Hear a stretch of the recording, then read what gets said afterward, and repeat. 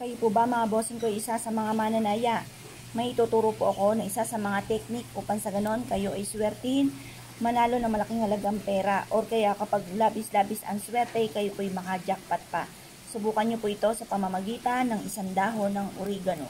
Isulat ang inyo pong numero na tinatayaan. Halimbawa ako po, ang tinatayaan ko ay 7. Favorite number, ganun din po mga bossing ko ang 5. Ganun din po mga bossing ko ang 8. At ang edad ko po ay 41. Ang edad ng mister ko ay 43. Ang edad ng anak kong panganay na lamang ay 18. Yan. Ngayon pa mga bossing, 1, 2, 3, 4, 5, 6. 6 na numero.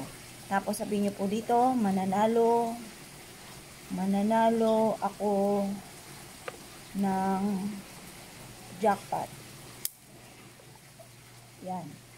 Ngayon pa mga bossing, eto na. Ang gawin nyo po mga bossing ko, ito yung ating sinindihan mga bossing ko na may dahon ng laurel. Yan, ganyanin po natin yan.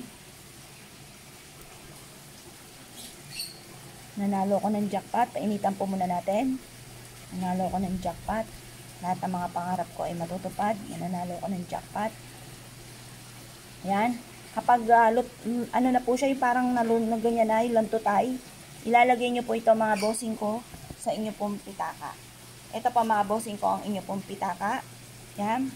Tapos, ilalagay po natin to. Bit-bitin kahit saan tayo magtungo at susundan ka ng swerte. Proven po ito na napakaswerte basta't ikaw ay naniniwala. Ngayon pa mga bossing, pagtapos nyo po siyang gantunin, tapos siya ilagay sa inyo pong pitaka. Bago nyo siya ilagay sa inyong pitaka, ibilad nyo muna ito hanggang alas 8 ng umaga sa may silangan. At mapapasin ninyo na lagi naman kayong i-adya nito kung saan lagi kayo ay suswertihin. Huwag nyo kakalimutan po ito mga bossing.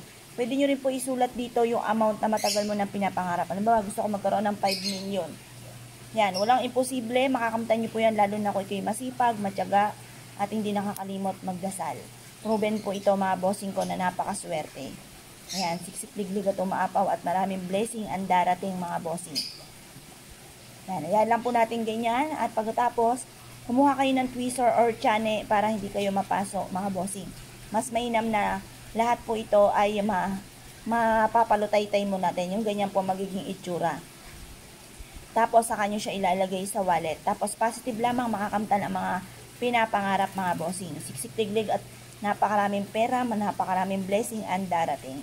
Yan po mga bossing. Ito po sa mga sikreto na pwede natin gawin upang sa ganon magtuloy-tuloy ang pasok ng swerte at makamit lahat ang mga pinapangarap. Yan po mga bossing.